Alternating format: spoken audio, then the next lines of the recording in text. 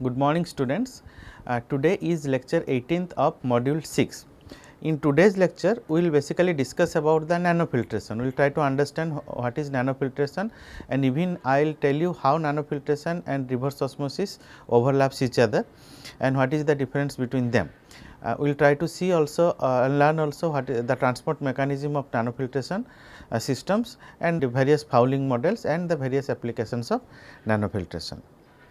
So, as you know, nanofiltration refers to a specialty membrane process that rejects dissolved solutes in the approximate size range of 1 nanometer or 10 angstrom. So, very small size solutes are being rejected. With respect to the size and weight of solutes that nanofiltration membrane reject, nanofiltration operates in the realm between the reverse osmosis and ultrafiltration. So, actually based on the range of the solutes it rejects, the membranes are being classified. So, nanofiltration lies somewhere between the cutoff of reverse osmosis and ultrafiltration. Hydraulic pressure is used to overcome the feed solution's osmotic pressure and to induce diffusion of pure water, which we also called as permeate through a semi permeable nanofiltration membrane. The residual feed stream referred to as the retentate, concentrate or reject is concentrated by the process. Now, nanofiltration membranes can effectively reject dissolved organics, endotoxins, pyrogens, insecticides, pesticides, herbicides, antibiotics, nitrates, sugars, latex emulsions, etc. And nanofiltration may achieve moderate to low removal of monovalent ions, for example, your sodium, potassium chloride, etc. And ideal nanofiltration membrane has a very high water permeability, right, and but the ideal permeability of solutes may be near 0 or some higher value depending on the solute and application. So, an ideal nanofiltration membrane will have as much as will pass as much as water or permeate as much as water, however retaining all sorts of solutes and ions. So, the features of nanofiltration lies between that of non-porous RO membrane and porous ultrafiltration membrane. This is what we just discussed. Commercial nanofiltration membranes possess a fixed charge developed by dissociation of surface groups such as sulfurated or carboxylic acids. So, you can see this particular figure here, that how nanofiltration is rejecting large molecules, small molecules and multivalent ions.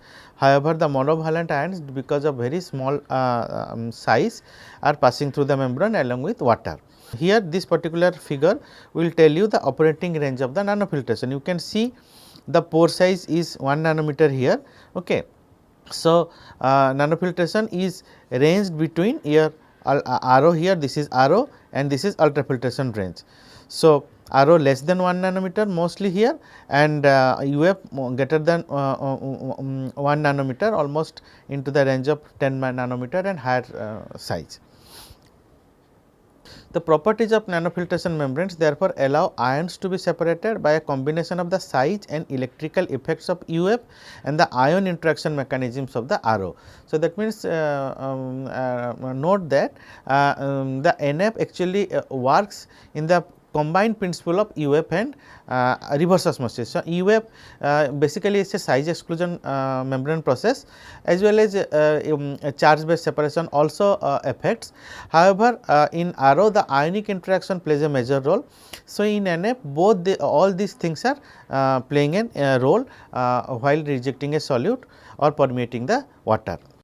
The size of pores in nanofiltration membrane is such that even small uncharged solutes are highly rejected, while the surface electrostatic properties allow monovalent ions to be reasonably well transmitted, while mostly retaining the multivalent ions. Now, if you look at that further properties and look at this particular schematic here, you can see this water and monovalent ions are mostly being transmitted or passed to the permeate side, whereas multivalent ions, most of the multivalent ions, viruses, bacteria, suspended solids, all are getting rejected.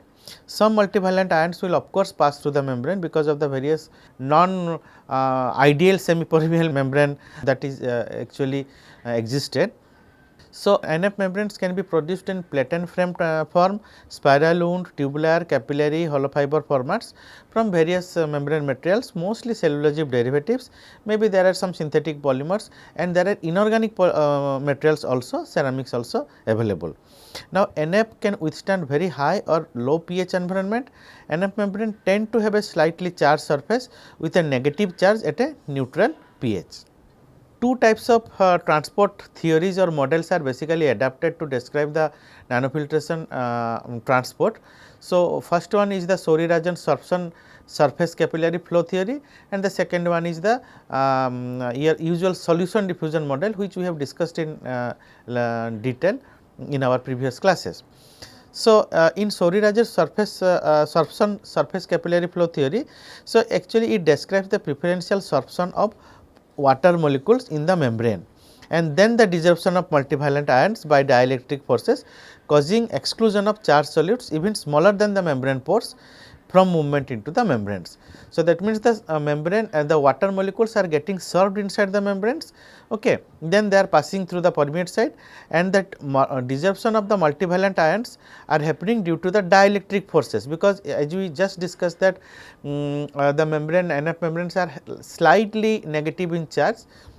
So, smaller than the pore size of the membranes ions are also getting rejected. So, effective charge density, pore radius and ionic strength determine the rejection of monovalent ions. For nanofiltration membranes, the rejection of monovalent ions ranges between 0% to 50%. So, under solution diffusion, this we have discussed as I told you in detail earlier. It is the same for RO we have discussed. So, it describes the membrane as a porous film into which both water and solute ion dissolves. Whatever is getting water has to be served inside the membrane material and then only it will get into the permeate side. Similarly, the solute ions which are supposed to be transmitted through the membrane must dissolve itself in the membrane material. Then diffusion will take place. So, the solute moves in the membrane mainly under the concentration gradient forces. The water transport is dependent on the hydraulic pressure gradient. So, that means more you are giving supplying the delta P. So, more will be the water flow and the transport of the solute through the membrane depends on the hindered diffusion as well as convection. So, let us understand the transport mechanism of the charged solutes in NF. Transport of solutes through NF is more complex than any other membrane processes. Actually, three different modes of transport occurs. The first is diffusion, which is due to the concentration potential gradient as in the reverse osmosis membranes, then convection as in the larger pore size filtration such as microfiltration or even ultrafiltration, then electromigration. So, attraction and repulsion from charges within and near the membrane. So, you can see this particular image which was actually proposed or given by one of the paper in desalination by Yajnasani et al. So, this is the solute transport mechanisms occurring simultaneously for each ion. Now, the mechanism also depends upon the feed water and its composition. This is here, of course, this is the membrane, right. So, active layer thickness given by delta x and the water flux and solute flux both are in this direction. So, you can see diffusion is ion movement due to concentration gradient. Okay. So, you can see this is given by this particular line. So, you can see the there is a concentration gradient at the downstream side. So, that is why movement of ions will happen through the diffusion. Then convection. So, ion movement with solvent flow. So, along with solvent, that means along with the water, some ions will also are flowing through. So, this indicates that the membrane are having some porous. So, they are porous, some pores are existing. Okay. Otherwise, if there are no pores, absolutely non-porous membrane, then convection will not happen basically.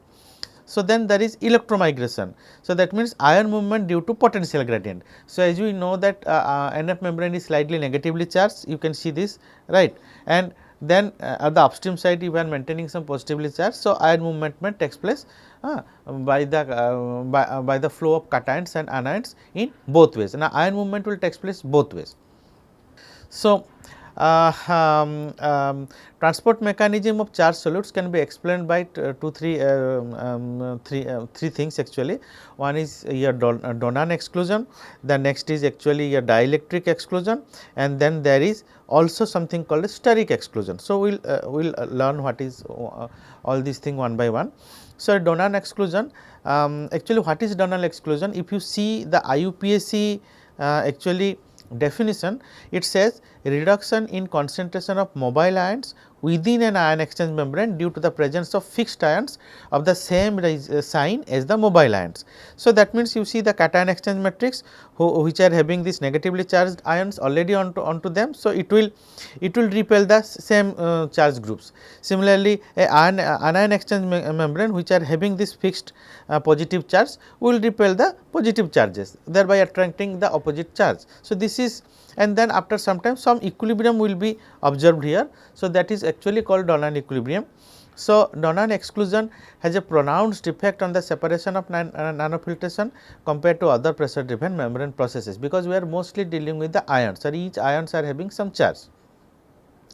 Due to the slightly charged nature of nanofiltration membrane, solutes with an opposite charge compared to the membrane are attracted. So, solutes with a similar charge are repelled. At the membrane surface, a distribution of co and counter ions takes place, thereby causing an additional separation. So, the next one is dielectric exclusion. Now, water molecules show a polarization in the pore due to the charge of the membrane and the dipole moment of the water. The polarization results in a decrease in dielectric constant inside the pore, thereby making it less favorable for a charged solute to enter. That means, when the water is getting polarized inside the pores, it is hindering the diffusion of solutes inside that pore. So, this is what is actually known as dielectric exclusion. So, even in a situation that the dielectric constant inside the pore equal to the one in water, a change in electrostatic free energy of the ion occurs when the ion is transferred from the bulk into the pores. So, this also results in exclusion. Now, let us see this particular figure again given by Yagnesh Ali et al. In the desalination. This particular, you can refer to this nice publication actually, from where this material is taken. So, you can see this exclusion mechanisms occurring simultaneously for each ion. Steric exclusion. So, this is nothing but the size exclusion, then your dielectric exclusion, then your Donan exclusion. So, you can see this in steric exclusion, ion bigger than the pore opening. Okay. They are trying to they will be actually rejected on the surface of the membrane. So, exclusion means actually we are talking about rejection. Okay. How rejection is happening? On say rejection of solutes on the membrane surface is happening. Then dielectric exclusion, something like this it will happen. So, ion needs to shed hydrogen cell to enter the membrane. So, it is difficult because the membrane is already charged, some charge. Okay. Then there are counter ions will be there. So, they will try to form some group, something like this, some structure, something like this. So, thereby the rejection of the oppositely charged similar charged particles ions will happen. So, then your Donan exclusion. So, here the repulsion and expulsion happening due to the positive or negatively charged ions. So, membrane charge, considering it is negative. So, we will see this how the repulsion is happening. Okay. So, this particular figure tells us the rejection mechanism of the charged solutes on the nanofiltration membrane. So, let us now understand the different parameters that affect the performance of a nanofiltration membrane. So, there are various parameters, we will see one by one. First one and foremost one is of course the pressure. So, pressure difference is the driving force responsible for a nanofiltration membrane. So, effective driving force is applied hydraulic pressure less the osmotic pressure that is applied on the membrane by the solutes. Okay. Temperature. So, nanofiltration membrane flux will increase with increase in temperature. Due to the reason is that when the temperature increases, the viscosity is reduced, that is why the flux getting enhanced. Then cross flow velocity. So, nanofiltration membrane flux increases also along with the increase in the cross flow velocity. Why? Because if there is a higher cross flow velocity, then what it will do is basically the feed itself will wash away the concentration polarization layer, or we can say that the deposition whatever is happening on the surface of the membranes will be washed away due to a higher flow rate. So, thereby reducing the concentration polarization as well as fouling. So, the maximum cross flow velocity depend on the mechanical strength of the membrane and construction of the element and system hardware. Operating an NF membrane at too high cross flow velocity may cause premature failure of the membrane and module. So, it is true that you cannot operate a NF system beyond a certain pressure, otherwise your system will failure and membrane will get rupture. So, the next other parameters are solution pH. So, you know solution pH is the one of the most important parameter whenever you talk about any liquid systems, okay, liquid phase systems, whether you are doing some separation, carrying out some reaction, whatever. So, charged sites on the NF membrane surface varied with pH. So, negatively charged at a neutral pH and lose their charge at acidic pH. So, most NF and RO membranes have lower rejection at low pH. Because their surfaces are already charged and mostly it is negatively charged at neutral pH. However, the pH dependency of a membrane is determined according to the chemistry applied to produce the membrane. So, let us understand the nanofiltration advantages. It has lower discharge volumes, lower retained concentrations than RO for low value salts, reduced salt content and dissolved solid content in brackish water, reduction in heavy metals, reduced nitrates and sulfates, reduction in color, tannins and turbidity, softens hard water with the use of specific softening membranes, chemical free, that is needs no salt or chemicals during the operation, and pH of water after nanofiltration is normally non-aggressive and disinfection. So, these are the things that is being done by the nanofiltration membranes. So, it has certain disadvantages also. So, higher energy consumption than ultrafiltration and microfiltration. So, almost 0.3 to 1 kilowatt per hour per meter cube.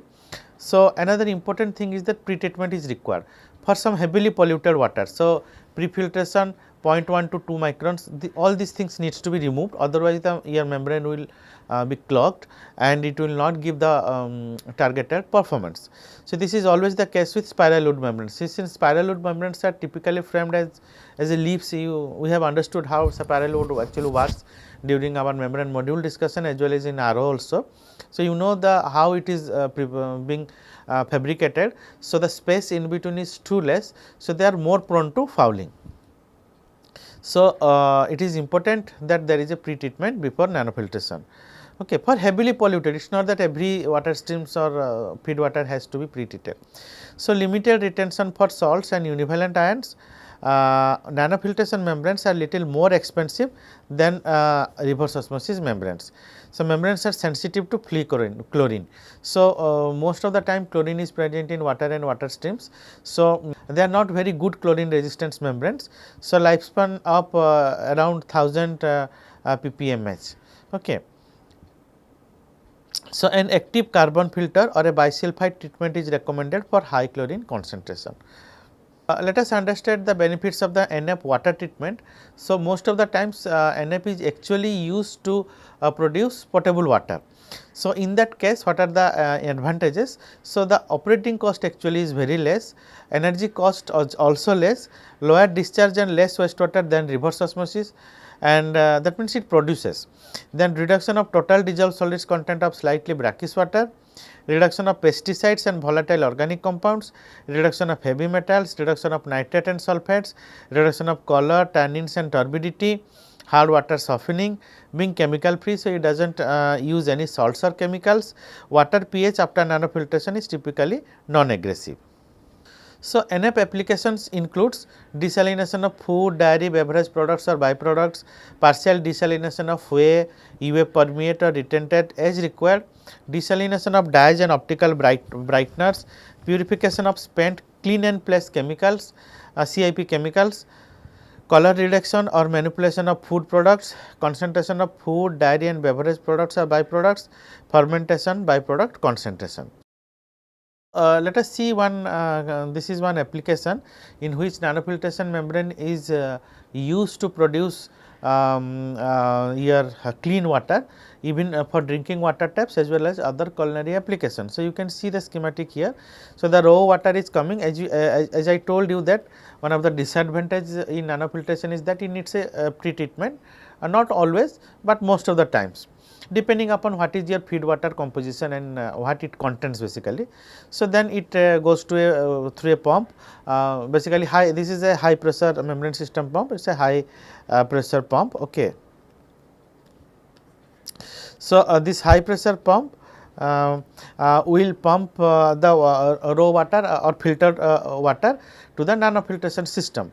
So, you get a permeate and a concentrate. So, the permeate goes to the purified water storage tank. Okay.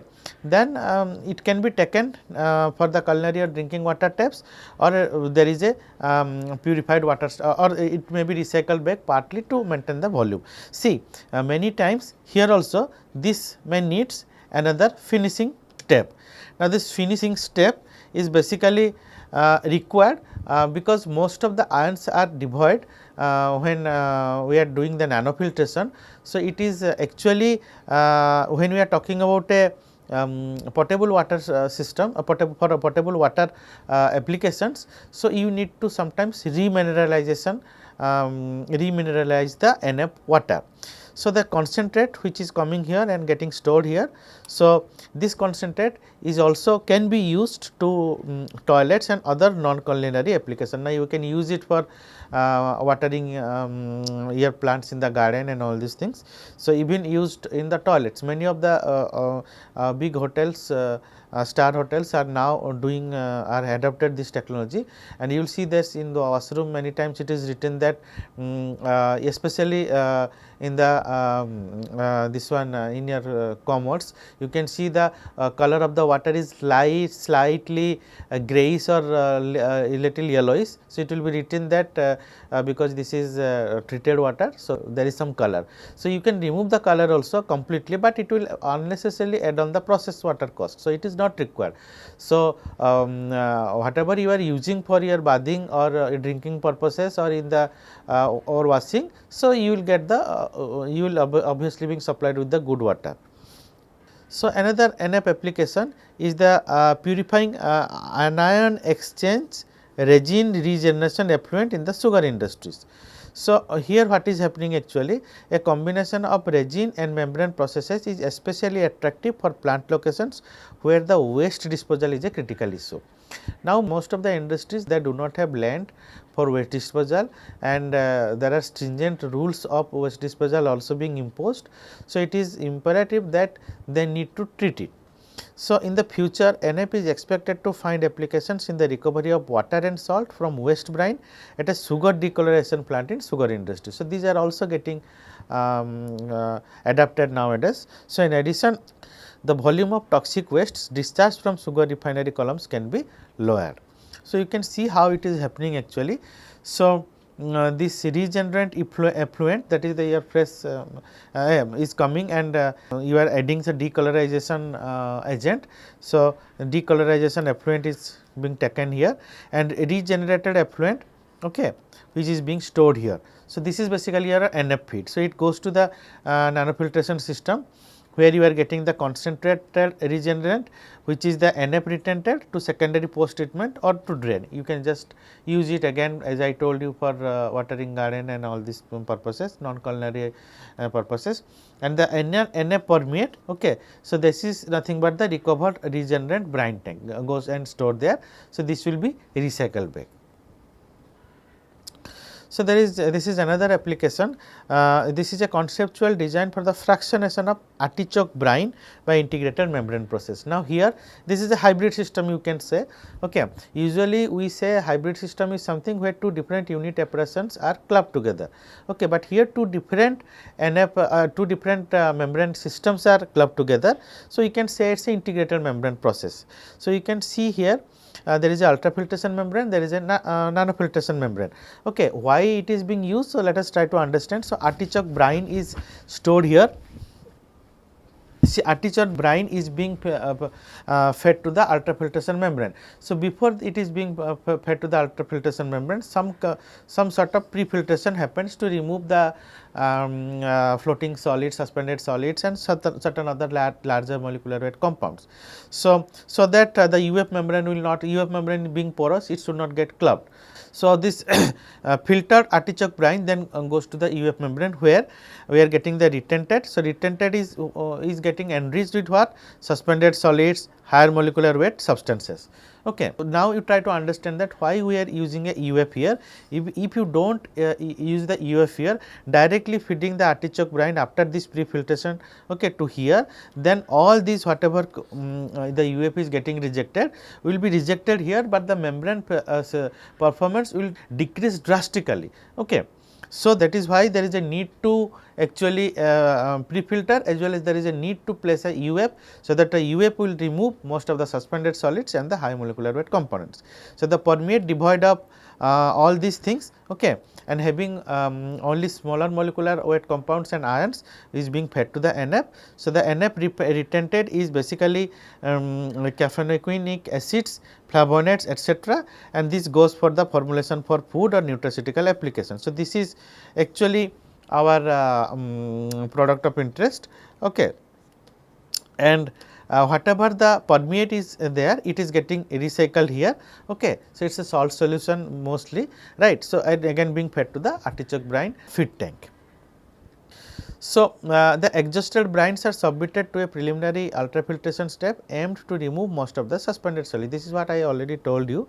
So, the ultrafiltration permeate is a clear solution containing more than 90% of 5% of the compounds of interest.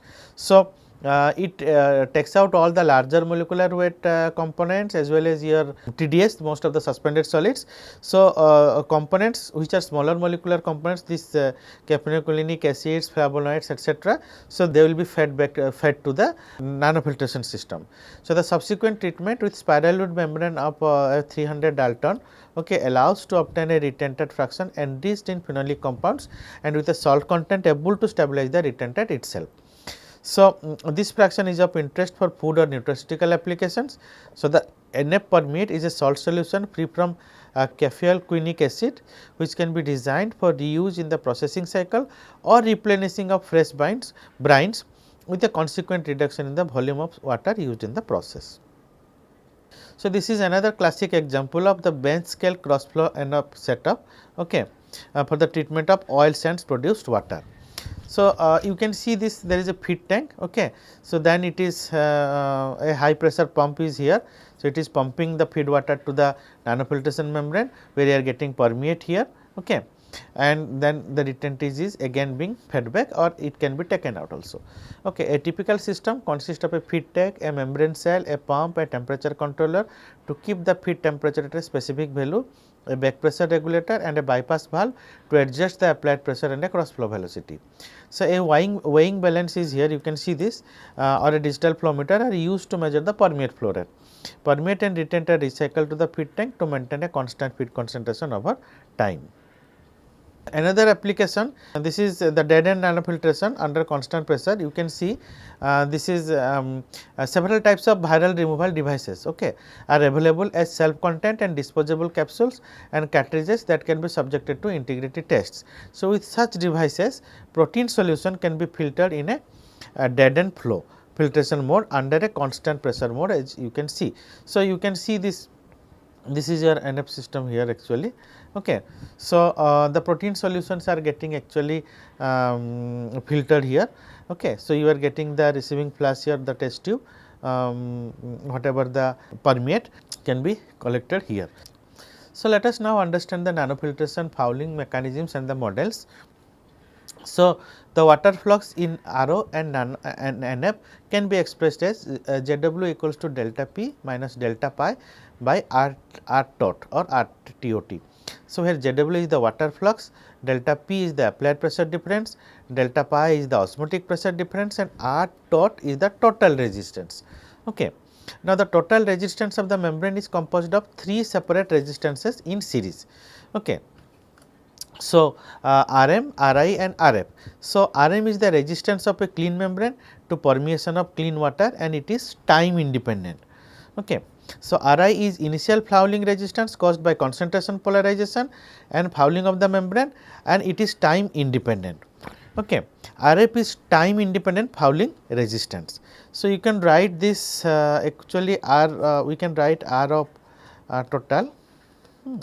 So, in series, no, we can write R m plus 1 over r I, okay, plus 1 over r f. This is how you write actually this one, the resistances. Von Boxtel correlated I empirically with a cross flow velocity, upstream pressure and concentration ratio, and proposed this particular equation. So, R I equals to A V to the power of B, P to the power of C, and C R to the power of D. So, C are actually concentration ratio. So, A, B, C, D are the empirical constants. For example, why this is being necessary, and we are talking about this actually, and fouling problems also becomes very severe. So, for example, we are taking a fermentation broth.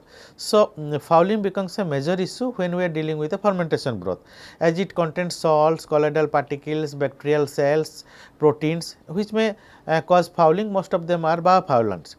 So, by treatment of fermentation broth by ultrafiltration, protein, bacteria can be removed and fouling properties of the solution can be changed, thereby reducing the overall resistance also.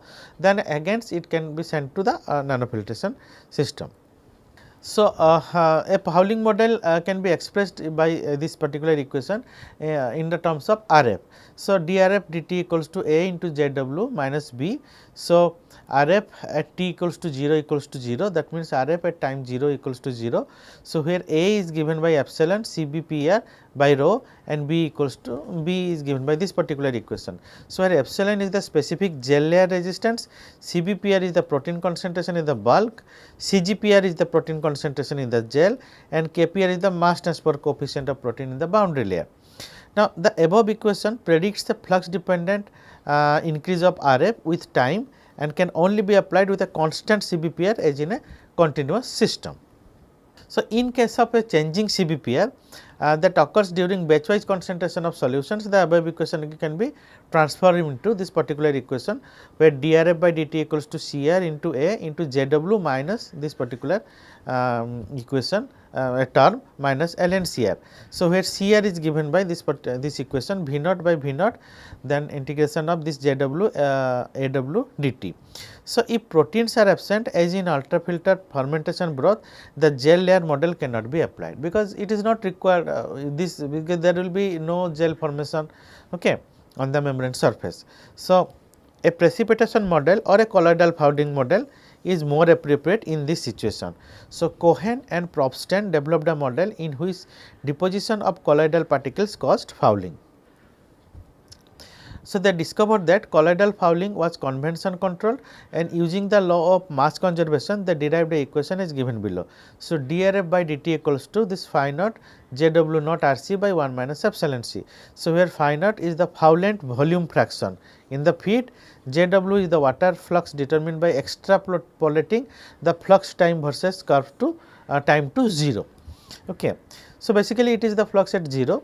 So, epsilon c is the effective foulant layer resistance, and this model shows that the increase in long term fouling is constant linearly dependent on the foulant volume fraction. So, for a given feed which is processed at different Cr, and when it is assumed that Zw naught shows the same pressure dependence, the above equation can be transformed into drf by dt equals to d by Rw naught Cr delta p minus delta pi, where d equals to this phi naught Rc into 1 minus epsilon c. So, Rw naught is the resistance at intercept of the flux time curve at time equals to 0. So, the RWO put into the concept of initial and long term fouling is equal to the sum of Rm and Ri. By performing experiments at different Cr and delta p, the first factor on the right hand side of the above equation can be evaluated. The factor D should be independent of the process condition. In the case of batch wise concentration, the assumption of a quasi steady state flux made by Cohen and Probstein does not hold. For this case, Zwo in the above equation is replaced by Zw. So, let us see this particular figure here. So, this is a resistances as a function of time of a continuous experiment with a UF broth and a only broth. Okay. So, UF broth means ultrafiltered broth. Okay. So, an example of a continuous experiment with lactic acid fermentation broth is shown here. So, it is clear that during continuous NF of the UF broth, Ri is the largest resistance. So, this is the UF broth, this is UF broth, this is UF broth, this is UF broth, and this is for Ri, this is for Rm, this is for Ri, okay, you can see this is for Rm, this is for Rf. So, you can see this. So, it is clear that during this the nanofiltration of the ultrafilter broth, Ri is the largest resistance, by value you can see. Okay. So, time dependent fouling Rf hardly contributes to the overall resistance of the water permeation. So, Rf is almost negligible. So, you can almost neglect the Rf. Okay. Now, this shows that osmotic effect and concentration polarization effects during continuous NF and UF broth cause the main mass transfer resistance. Okay. So, NF membrane and module. So, there are two types of membranes actually available commercially, the spiral wound and the tubular membranes. So, spiral membranes are cheapest but more sensitive to pollution. Tubular and straw membranes, the most used membranes in the costs and effect, shall not easily be polluted. The surfaces from the filter determine the capacity from the filter. Spiral membranes have the biggest surface area in general and are therefore most cheapest in use. The surface area from tubular and straw membranes is usually less in general. So, the pre-purifying of the feed water has an influence on the performance of the installation. The need of pre-purifying depends on the feeding water quality. So, let us now try to understand before we wind up what is the difference between RO and NF. So, you know that we have discussed this, that RO and NF are, they are very much similar to each other, but they can be distinguished based on the size of the particulate or solute that each is able to remove or reject. So, comparatively RO and NF are capable of removing finer contaminants than microfiltration and ultrafiltration, with applications including removal of hardness, that means the scale formation, scale forming components, nitrate sulfates, TDS, heavy metals, radionuclides and organic macromolecules from process waste and waste streams. So, RO, this is just this tabular format to try to understand the differences. So, RO is rejecting a small, they are having small pores. So, they are capable of removing particles as small as 0.1 nanometer, whereas NF range is almost 0.0022 to 0.005 microns. Okay. So, RO is a age old technique existing almost since 1950s. However, NF is a very recently developed technology. So, RO was used cheaply for the or mainly for the desalination purposes, as in potable water generation from seawater or brackish water sources, and NF is exclusively developed mainly for the potable water generation. So, RO is extremely efficient in removing all ions, large or small, and NF will remove harmful contaminants such as pesticide compounds and organic macromolecules, while retaining minerals that RO would otherwise remove. So, nanofiltration membranes are capable of removing larger divalent ions such as calcium sulfate, while allowing smaller monovalent ions such as sodium chloride to pass through. So, this is a technical assessment of the NF technology. So, you can just go through it. So, the status of technologies, it is NF at present is quite mature and it is a robust technology. So, applications are wide. The most of the important applications are water softening, metal removals and produced water treatment. The feed water quality, it handles almost 500 to 12,000 milligrams per liter of TDS. Okay. And product water quality, that depends of course on the feed water quality and operating conditions. However, greater than 90% rejection of larger divalent ions and metals are possible.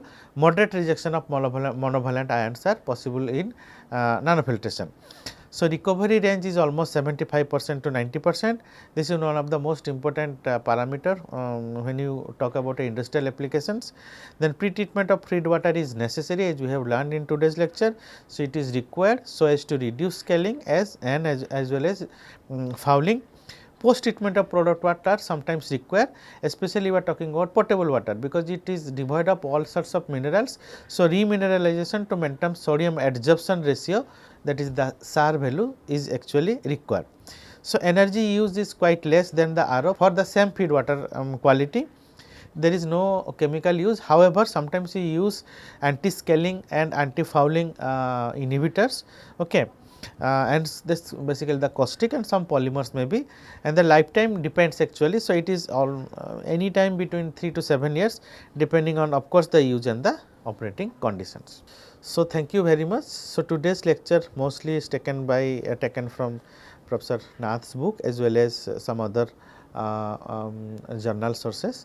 Okay, please go through it. and in the next class we are starting ultrafiltration in the next module. So, we will try to understand the basic principles and advantages of ultrafiltration, different types of membranes and modules that is required for the ultrafiltration, and various types of ultrafiltration configurations.